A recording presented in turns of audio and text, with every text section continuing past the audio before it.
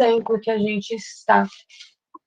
Eu ainda não consegui gravar, pessoal, a nossa aula do assunto. Eu estou esperando aí o feriado bater na minha porta para sobrar um tempinho, porque eu estou corrigindo lista, eu estou dando as aulas síncronas, aí eu acabei ficando sem tempo para fazer aulas gravadas desse assunto, e eu não tenho do ano passado. Então, vou esperar aí a Páscoa bater na minha porta, já que não vai ter coelho esse ano, eu passo a Páscoa aí gravando umas aulinhas sobre o assunto para vocês.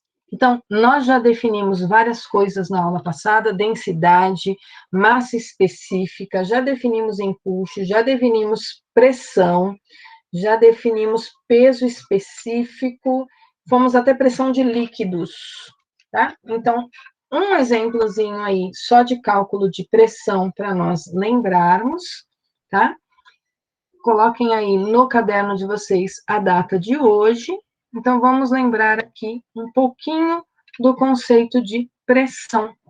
E aí eu quero que vocês calculem, enquanto eu faço a chamada, eu quero que vocês calculem a pressão que uma força F... Só um minutinho que meu filho está me chamando. Tá? Só um minutinho, gente, que eu tenho que desligar o computador para passar, desligar o carregador aqui, para passar para o meu filho.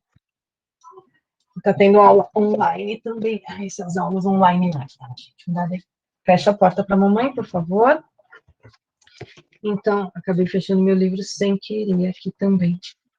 Vamos voltar. Eu quero que calcule a pressão, que a força F, e aí eu faço a chamada de vocês. Cadê meu exercício? Fechei o livro aqui sem querer. Meu filho entrou, fechei o livro. Que a força F de intensidade. Vamos por aqui 50 newtons. Exerce, coloquem aí, exerce, sobre uma área A de 30 centímetros quadrados. Só que cuidado que eu vou pôr um desenho aqui para vocês, tá? Aqui está a área A. E aqui está a força F. Só que a força F forma um ângulo de 30 graus com a área da superfície. Então, só para lembrar aí o conceito de pressão, ainda não pressão de líquidos, mas só para lembrar o conceito de pressão nessas situações. Enquanto isso, eu faço a chamadinha de vocês. E aí, vocês coloquem um S para mim, quem estiver presente, coloca ali no chat, por favor. Hoje é uma aula só, passar rapidinho. Segundo eletro. Vamos lá. Vou começar a chamada de trás para frente. Os últimos serão os primeiros dessa vez. O Wesley. Se estiver presente, põe um Szinho para mim no chat, Wesley. Ou abre o microfone e fala comigo. O Wesley não é um grande frequentador das minhas aulas síncronas. Bem provável que não esteja. Vitor Zanda. Se estiver, põe aí um Szinho para mim. O Tibério. Vitor Tibério presente. O Tiago Vilar. Põe um Szinho para mim no chat, Tiago. Se estiver presente. Thalita. Thalita não. Thalita tá aí. Salve, salve, Thalita. Rafinha, cadê a Rafa?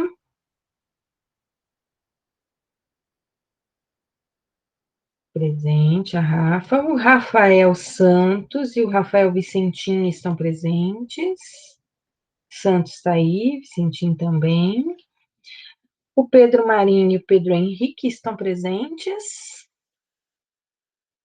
Os dois Pedros, muito bom. Cadê os meus Paulos? O Paulo Sérgio e o Paulo Martins.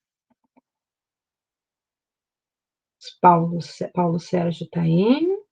Paulo Martins. Se estiver, põe um Szinho para mim no chat. Matheus Soares, está presente, Matheus? Muito bom. Cadê Maria Luísa? Maria Lu. Salve, salve, Maria Lu. Marcelo. Cadê o Marcelo? Salve, salve, Marcelo. Lian. Lian tá por aí. Joia, Lian. Calil. Salve, salve, Calil. Cadê a Juju? Grande Júlia. Cadê o João Pedro? Salve, salve. Henrique. Grande Henrique. Elô. Cadê a Elô? Ellen. Elô e Ellen, dá um oi para nós aí no chat. Gustavo Fernandes. Grande Gu. Meus Guilhermes, o Penteado, Guilherme Gabriel, o Ramalho e o Alves. Então, o Guilherme Penteado tá aí. O Guilherme Alves também. E o Guilherme Ramalho. Tá faltando só o Gui Gabriel. Os meus Gabriels, o Costa, o Toledo e o Ferreira estão aí. Ele não falou nada no sistema internacional, tá, Gui? Então não precisa me dar a resposta no sistema internacional necessariamente, tá bom? Os meus Gabriels estão presentes. Os três. Enzo tá por aí? Joia, Enzo. Cadê o Emerson? Edu. Emerson, já fez presença, Emerson. Edu tá aí. Diego. Joia, Edu. Cadê o Diego? Clara. Clarinha tá presente. Caio. Clara e Caio estão.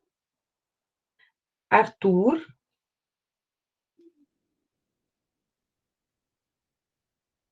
Amanda. Joia, Arthur. Cadê a Amandinha? E a Alexia. Cadê a Alexia? Dá um oi para nós, Alexia. A Alexia não tá aí hoje, gente? Joia.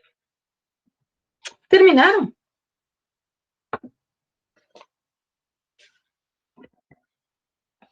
Posso escolher uma pessoa para me ajudar a resolver? Guilherme acha que sim. Quanto deu, Guilherme? Quanto deu esse exercício, Gui? Fala para nós. Só para relembrar o conceito de expressão, esse exercício. Estou operando, Gui. Alguém já terminou esse exercício? Sabe quanto deu? Deu 5 sobre 6 newtons por centímetro quadrado? Vamos ver. 8,33333 quilonewtons por metro quadrado. Aí você está me dando a resposta em Pascal. Não precisa de tantos algarismos significativos na sua resposta. Isso, 8,3. Vamos lá. Então, a primeira coisa que a gente faz é decompor o vetor força em uma componente na direção vertical, que é a nossa componente Fy, e tem uma componente do vetor força que está aqui na horizontal, que a gente chama de Fx. A pressão da componente Fx, ela vai ser zero, porque eu não estou levando em consideração a área aonde a força Fx está sendo aplicada. Então, nós vamos ter pressão apenas sendo exercida pela componente da força na direção y. E lembrando que a pressão, então, vai ser o módulo dessa componente Fy dividido pela área onde essa força Fy está sendo aplicada, Quem é o FY, a componente FY? Então, pensando aí, não é que você foi burro, a gente não vai usar a componente FX, Gui. Mas foi bom, porque você já treinou aí o cálculo do FX. O FY, ele vai ser o vetor F multiplicado pelo seno de 30 graus. O vetor F tem módulo que está lá no enunciado, que é a intensidade dele, 50 newtons. O seno de 30, nós sabemos quanto vale, o seno de 30 é meio, portanto, a componente FY em módulo vai ser 25 newtons. Então, nós vamos pegar os 25 newtons e vamos dividir pela área na qual essa força F está ortogonal, que é uma área de 30 centímetros quadrados. Ok? E aí eu não estou dando a minha resposta no sistema internacional. O exercício não falou nada. Aí eu posso simplificar isso, vai dar 5/6, igual o Gui falou para nós, em newtons por centímetros quadrados.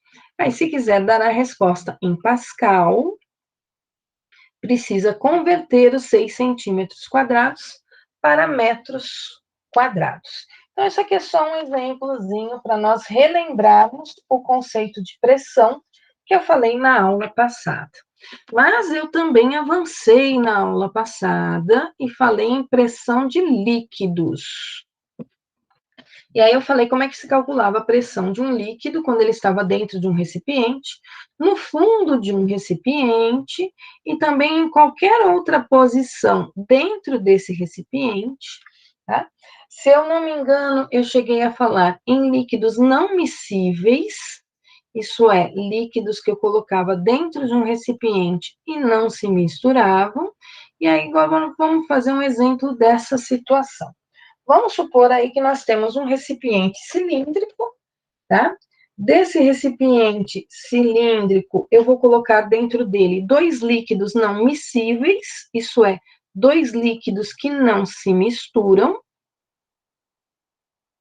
Na parte de baixo, coloquei mercúrio.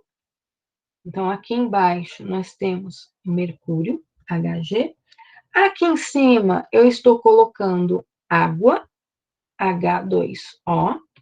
Vou dar como informação para vocês a densidade do mercúrio, ou a massa específica, quando é líquido, densidade e massa específica têm o mesmo valor. A densidade ou a massa específica do mercúrio é 13,6 gramas por centímetros cúbicos.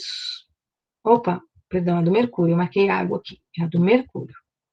Densidade ou massa específica do mercúrio. Opa, escrevi água de novo, é Hg aqui, Hg.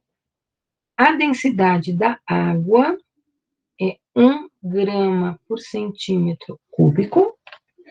Vou dizer para vocês que a altura dessa coluna de mercúrio, ela vale 10 centímetros. E eu vou colocar a altura dessa coluna de água como sendo 12 centímetros. E nesse probleminha, eu quero saber quanto vale a pressão no fundo do recipiente. Ok? Nós sabemos calcular também se não for no fundo do recipiente, mas nesse caso, nós queremos saber a pressão no fundo do recipiente. Alguns minutinhos aí para vocês resolverem, tá? Não estou levando em consideração, por enquanto, a pressão atmosférica. Alguns minutinhos para vocês fazerem, só para relembrar o assunto, dá uma olhadinha no caderno, nas anotações da aula passada, para conseguir resolver esse exemplo. Tá certo? Então, vamos lá. Rapidinho, gente. Eu não pus um enunciado, mas eu acho que deu para entender a situação. Tem um recipiente cilíndrico, onde eu coloquei 2 líquidos não miscíveis, mercúrio e água. Como a massa específica do mercúrio é maior, ele ficou na parte inferior aí desse meu cilindro, a água ficou na parte superior.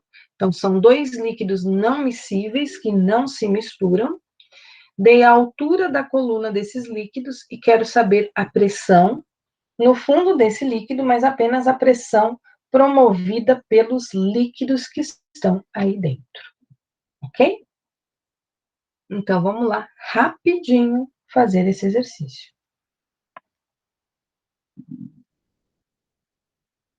Alguns minutinhos só. Quem terminar, coloca no chat para mim quanto deu, por favor.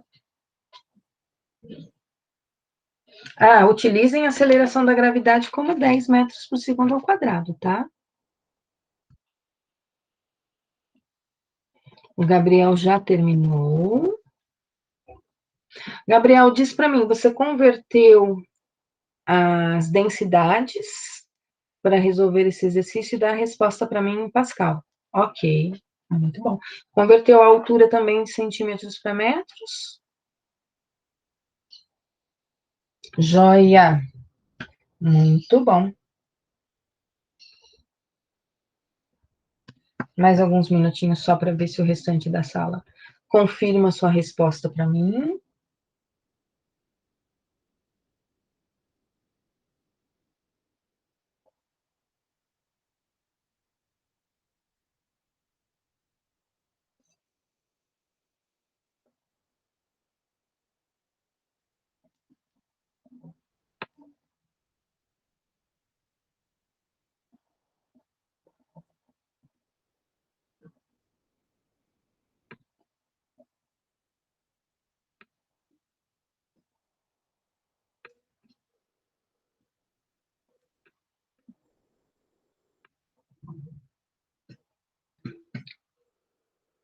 Mais alguém além do Caio e do Gabriel responderam? O Caio me deu a resposta em centímetros cúbicos. Será que é isso mesmo? Acho que sim, né? Porque o de cima está com K. Quem mais terminou? Beleza, Paulo. Então, vamos começar a resolver esse exercício. Quando a gente calcula a pressão de um líquido, também a partir de força sobre área, né, para deduzir, nós chegamos à conclusão que a pressão de um líquido é calculado como a densidade, ou a massa específica, multiplicado pela gravidade, multiplicado pela altura da coluna do líquido que nós temos aí dentro desse recipiente. Como são dois líquidos, a pressão no fundo do recipiente, nós chegamos também na aula passada à conclusão que a pressão no fundo do recipiente é a soma das pressões. Então, nesse caso, eu vou ter que calcular a pressão do mercúrio, vou ter que calcular a pressão da água, da coluna de água, e se tivesse a pressão atmosférica, eu colocaria aqui mais o valor da pressão atmosférica. Então, a pressão só da coluna de mercúrio, ela é a densidade do mercúrio, multiplicado pela aceleração da gravidade, multiplicado pela altura da coluna de mercúrio. Aqui eu vou trabalhar no sistema internacional, tá? Só para lembrar aí as conversões de unidades. Para passar de gramas por centímetros cúbicos para quilogramas por metros cúbicos, nós já vimos na aula passada, multiplica por 10 a terceira. A aceleração da gravidade é 10, e para passar a altura de centímetros para metros, eu divido por 100, que é o mesmo que multiplicar por 10 a menos 2. Então, a altura aqui seria 10 vezes 10 a menos 2. Os 10 dos meus centímetros, o 10 a menos 2 da minha conversão. Então, eu tenho duas potências de 10 aqui que apareceram por causa da conversão da unidade de medida.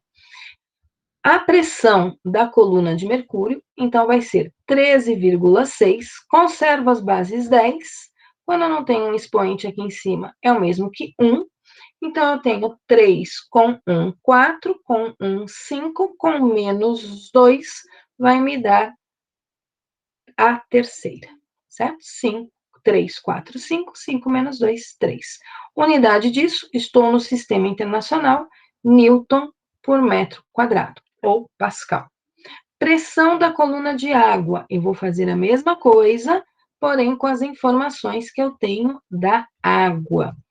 Sei do enunciado do exercício, que eu não dei, mas eu disse para vocês, que aparecia lá a densidade da água, transformando de gramas por centímetros cúbicos para quilogramas por metros cúbicos, eu acrescento aí um 10 à terceira, certo? A aceleração da gravidade é 10, a altura da coluna de água é 12 centímetros, estou convertendo para metros, acrescentando aqui uma potência de base 10, 10 elevado a menos 2. Então, de novo, eu tenho duas potências que apareceram aqui na minha expressão, né? Em cada uma das parcelas aqui da minha expressão, devido à conversão da unidade. Então, a pressão da água, só da água, vai ser 1 vezes 12, 12, conservo a base 10, junto esses expoentes, um 10 à terceira com um 10 à primeira, vai me dar um 10 à quarta, com um 10 a menos 2, vai ficar um 10 ao quadrado. Unidade disso, Newton por metro quadrado. Vou colocar as duas pressões na mesma potência de base 10. Então, eu vou escrever isso aqui como 1,2 vezes 10 à terceira, só para facilitar um pouquinho a nossa vida. Então, a pressão no fundo do recipiente vai ser a pressão do mercúrio, 13,6 vezes 10 à terceira, somado com 1,2 vezes 10 à terceira.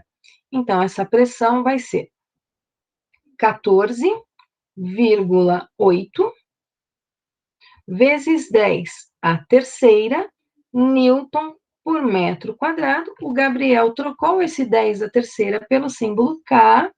Ele lembrou aí que K em física é 10 à terceira, então, Newton por metro quadrado. Então, só para relembrar aí o que nós também falamos na aula passada, que eu trabalhei no sistema internacional.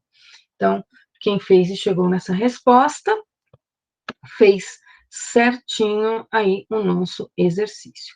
Hoje eu vou falar de mais alguns tópicos importantes para nós em hidrostática, e um deles que aparece aí nos livros de física é a tal da experiência de Torricelli.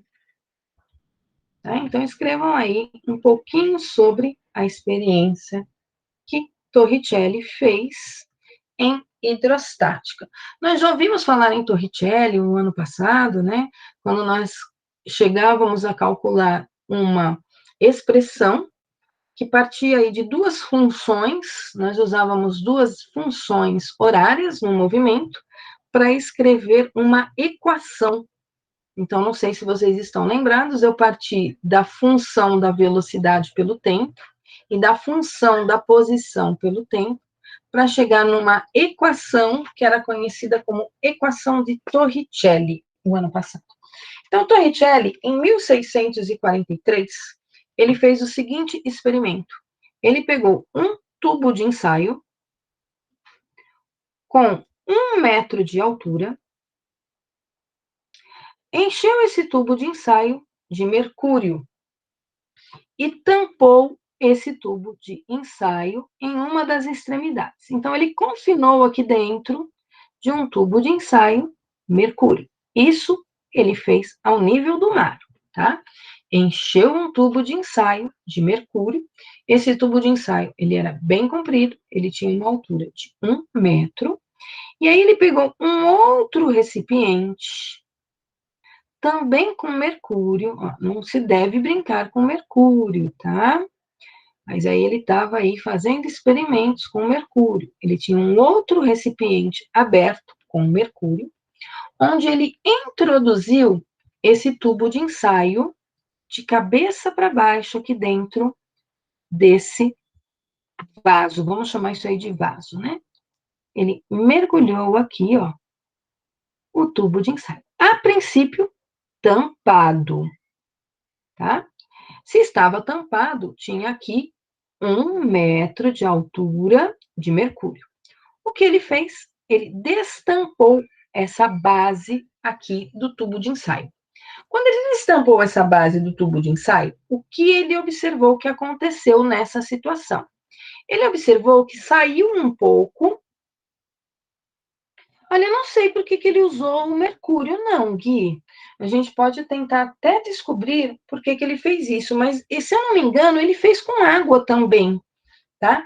Tanto é que nós temos uma unidade que a gente chama de coluna de água, centímetros de uma coluna de água, alguma coisa assim. Deixa eu ver se eu tenho aqui no meu livro, que é mais antigo, mas tem aí uma unidade que é feita com água, tá? Mas eu acho que ele fez com vários líquidos, inclusive deve ter feito com água. Se eu não me engano, ele fez com água também, tá?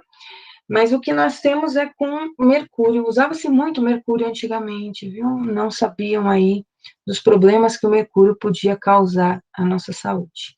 Então, o que nós temos aqui? Ele destampou o mercúrio.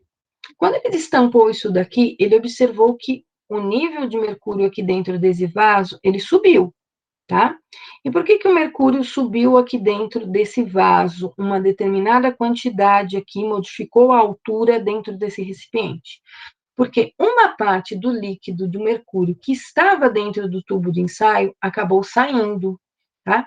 Então, uma parte do líquido que estava aqui empurrou uma parte do líquido do vaso, porém estabilizou. E quando isso estabilizou, ele observou que se estava cheio de mercúrio, saiu o mercúrio dali de dentro, aqui em cima formou uma região de vácuo. Tá? Não tem ar, não tem nada aqui em cima. Formou o vácuo, e aqui ele tinha uma coluna de mercúrio que correspondia, vamos continuar aqui de azul, que correspondia a 760 milímetros, ou 76 centímetros. Tá certo? E o que nós sabemos? Nós sabemos que, nós falamos já isso na aula passada, quando nós temos num recipiente um líquido e nós pegamos posições dentro desse líquido que estão na mesma altura, lembram-se disso da aula passada? Líquidos dentro de um mesmo líquido, na mesma altura. Eu tenho uma coluna do líquido aqui em cima, ó. Se está na mesma altura, isso significa que tanto no A quanto no B eu tenho a mesma pressão, tá? Porque a pressão depende da densidade do líquido, depende da gravidade e depende da altura. Se eu estou dentro do mesmo líquido, é a mesma densidade. A gravidade não mudou. Se a altura sobre o líquido é a mesma, isso significa que a pressão no A e a pressão no B eram iguais. E aí, o que o Torricelli fez? Ele pegou aqui na superfície do mercúrio, tá? E pegou aqui na superfície do recipiente, então, no mesmo líquido, A e B, e ele concluiu que a pressão aqui bem na borda desse mercúrio, bem na superfície do mercúrio, que é onde tem a atmosfera já aqui em cima, então ele disse que a pressão da atmosfera, que é a pressão bem na superfície do mercúrio, correspondia a 760 milímetros de uma coluna de mercúrio. Daí vem que a pressão atmosférica é de 760 mmHg. Então, uma pressão atmosférica, para ele, corresponde a 760 milímetros de mercúrio, ou 76 centímetros de mercúrio. Isso é, de uma coluna, é o mesmo que uma coluna de mercúrio de 76 centímetros sobre a nossa cabeça. Então, imagine uma coluna de 76 centímetros de mercúrio sobre a nossa cabeça. Ela exerce a mesma pressão que a atmosfera. Nossa, estou confundindo a atmosfera com atmosférica. Uma coluna de água, a gente pode calcular aí uma coluna de água, qual que é a pressão que exerce. Eu vou procurar aqui um exercício que fala de um mergulhador, que aí a gente une a pressão da coluna de água com a situação. Deixa eu ver se eu acho aqui no meu livro o exercício. Eu estou com 2 livros aqui. Um é de vocês, que é o do Walter, e o outro é o que eu uso, que é o do Bongiorno. Deixa eu ver se tem alguma situação aqui que aparece a coluna de água. eu acho que é 10,3, aproximado da coluna de água. Mas a gente pode calcular para uma coluna de água, tá? Mas, se eu não me engano, é 10. Vamos calcular aqui para a coluna de água. É que eu acho que é 10 metros de uma coluna de água. Na verdade, não chega a ser 10 metros exatamente, né? Depende aí da densidade da água. Que eu não tenho aqui nenhuma relação. Isso aqui é só para a gente saber do experimento de Torricelli. Na verdade, a gente não vai fazer exercícios com o experimento de Torricelli, tá, gente? O que a gente vai fazer a partir de agora é considerar a pressão atmosférica nos nossos exercícios, ok? E aí eu preciso trabalhar com essa pressão de 1 atm, que às vezes vai aparecer em atm para nós, às vezes vai aparecer em milímetros de mercúrio para nós, e nós vamos ter que converter isso para Pascal, tá? Então, só para lembrar, tem uma relação entre atmosferas e Pascal. 1 atm é o mesmo que 10 a quinta Pascal. E essa conversão nós vamos ter que usar em alguns exercícios, tá? Então, só para falar aí, aparece, acho que no livro de vocês, algo falando do experimento de Torricelli. Meu livro não traz nenhuma relação aqui com a coluna de mercúrio, da água com a coluna de mercúrio, tá? Vamos usar um pouquinho tudo isso que a gente está aprendendo, que a gente chama de aplicações dos princípios fundamentais, só que eu vou introduzir aqui um novo título. Eu vou introduzir um título para vocês chamado Vasos Comunicantes, onde eu vou aplicar todas essas coisas, tá certo? O que vem a ser esses tais vasos comunicantes? Eu acho que eu ainda não preparei a aula em PowerPoint disso. Deixa eu só ver se eu tenho aqui para compartilhar com vocês slides de uma aula desse assunto. Se eu tiver pronto, isso ajuda. Eu não sei se eu tenho aqui slides de aula de hidrostática que falem sobre isso. Vou dar só uma verificadinha. Eu acho que eu tenho alguma coisa aqui de vasos comunicantes. Deixa eu ver o que é que eu tenho aqui. Sinalizem para mim se vocês conseguem ver a figura.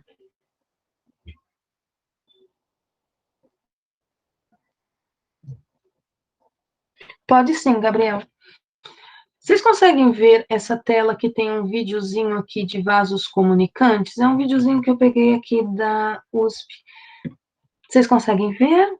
O que esse professor aqui da Univesp ele está fazendo? Olha, então deixa eu pausar aqui o vídeo. Será que eu consigo pausar esse vídeo maluco aqui? Nem sei em que formato está esse vídeo. Eu peguei esse vídeo para colocar em uma das aulas para mostrar para vocês. Então, ele tem aqui um recipiente com um líquido verde. E aqui ele tem o que a gente chama de diferentes formatos de vasos do lado direito. Todos conseguem ver essa tela? É uma tela preta, com USP escrito aí do lado direito, na parte inferior. O Tibério consegue ver, todos vendo. Ele vai extravasar líquido dentro desses vasos, ele vai colocar no tubo de ensaio. E aí, o que ele quer mostrar para vocês nesse experimento aqui dos vasos comunicantes? Que ao introduzir líquido em um desses recipientes, a gente vai observar o que acontece com a altura do líquido dentro desses recipientes que têm formatos diferentes. Tá? Então, ele começou ali enchendo o tubo de ensaio, está sobre uma superfície, ele não chegou a encher todo o tubo de ensaio, mas observem o experimento. Ele, inclusive, vai inclinando, né, a superfície desses vasos, e observem que a altura do líquido em todos os recipientes, ela vai se mantendo a mesma, tá? Não importa o que ele faça com esse vaso, o nível ali do líquido dentro dos recipientes, em cada um deles permanece igual. Então, é disso que falam os tais vasos comunicantes. Olhando aqui no vídeo, você consegue perceber, agora está pausado, ó, que embora tenham formatos diferentes, todos os líquidos estão na mesma altura. Alguém sabe me dizer por que isso acontece? Queria ouvir aí a explicação de vocês. Por que será que isso acontece? Não tem o mesmo volume não, Vitor, Tibério. Tá? Se você pensar aí nos 3 recipientes, cada um deles vai ter um volume diferente por causa do formato. O Gui está falando mesma pressão. Mesma pressão do quê, Gui? Quem é que está exercendo pressão para esses líquidos ficarem na mesma altura? A atmosfera. Isso mesmo, Gui. Então, todos eles, como eles estão abertos, todos eles estão sujeitos à mesma pressão, que é o valor da pressão atmosférica. Tá? E aí o Gabi diz para nós que a pressão sobre a área, ou seja, eles têm as mesmas forças opositórias. Gabriel, não entendi o que você quis dizer com isso, Gabi. Tem a mesma força opositória. Não entendi o que é esse força opositória. O Pedro diz: se tivessem alturas diferentes, eles iriam se estabilizar. Isso é uma pergunta ou isso é uma afirmação? Acho que isso é uma afirmação, né? Se tivessem alturas diferentes, eles iriam se estabilizar. Na verdade, como esses tubos estão abertos, não importa quanto líquido ele colocar aí, todos vão ficar estabilizados, tá, Pedro? E todos vão ficar estabilizados na mesma altura. É isso que ele quis provar para nós com esse experimento. Mesmo ele inclinando essa base aqui, ó, você pode ver que ele inclina a base, e mesmo inclinando a base, os líquidos ficam todos na mesma altura. Então, não importa aqui, ó, qual é a elevação que ele faça, tá? Os níveis desses líquidos permanecem os mesmos. Olha lá, ó, se a gente alinhar aqui, ó, a altura do líquido lá dentro permanece a mesma, porque a única força que está sendo aplicada sobre esses líquidos, aí eu não diria uma força opositória, né? Eu diria que tem uma força aplicada nesses líquidos na vertical para baixo, seria aí a força do ar da atmosfera, tá? Embora eu tenha alturas eu tenho áreas aqui diferentes, isso aqui está aberto, a pressão atmosférica é a mesma sobre todos eles, portanto, todos eles têm a mesma pressão. Teriam alturas diferentes, e aí eu acho que eu não tenho um vídeo disso, mas tem um vídeo do secador aqui mesmo, eu não tenho um vídeo disso. Teriam alturas diferentes se fossem líquidos não miscíveis. O que eu quero dizer com isso? Então, num vaso comunicante, se a gente for fazer um desenho, só para representar aqui o que ele quis mostrar no experimento. Façam aí uma figurinha aí no caderno de vocês, só para vocês lembrarem. Coloquem aí desenhos diferentes, sempre paralelo ao solo, isso mesmo, sempre paralelo ao solo, tá? Então, aqui está. Vamos fazer alguns desenhos de vasos aí diferentes, só para a gente entender depois o que é essa situação. Inclusive, ele tem tubos com diâmetros diferentes, né? Para mostrar ali no experimento o que está acontecendo. É bom ter vídeo, porque o vídeo ilustra para nós. Ai, não faz isso não. O vídeo ilustra para nós a situação. Tá? Então, desenha aí vários recipientes com formatos diferentes. É um mesmo líquido, então, se eu colocar líquidos aqui dentro, o que eu vou observar é que essa altura. Ele faz uns desenhos malucos aqui para mim. Pessoal, minha aula vai até às 10. Então, minha aula já acabou faz 3 minutos. É isso? Isso, né? Mas vamos só encerrar isso aqui, tá? Então, o que a gente observa é que todos eles mantêm a mesma altura. Aí, na próxima aula, eu vou colocar líquidos diferentes dentro desses vasos aqui, tá? Mas líquidos não miscíveis, isso é, líquidos que não se misturam, para a gente entender o que acontece, tá joia? Então, pessoal, estou encerrando a aula aqui nesse início de vasos comunicantes. Temos aí um intervalinho que era de 15 minutinhos, agora é 10. porque eu peguei 4 minutinhos sem querer do intervalo de vocês, certo? E aí a gente volta a falar disso na próxima aula. Eu vou ver se eu consigo montar ou achar algum videozinho para vocês sobre situações de líquidos não miscíveis. Tchau, Gui, um bom intervalinho para vocês, até sexta. Estou encerrando aqui a gravação. Valeu, Matheus. Estou encerrando aqui a gravação, encerrando o compartilhamento.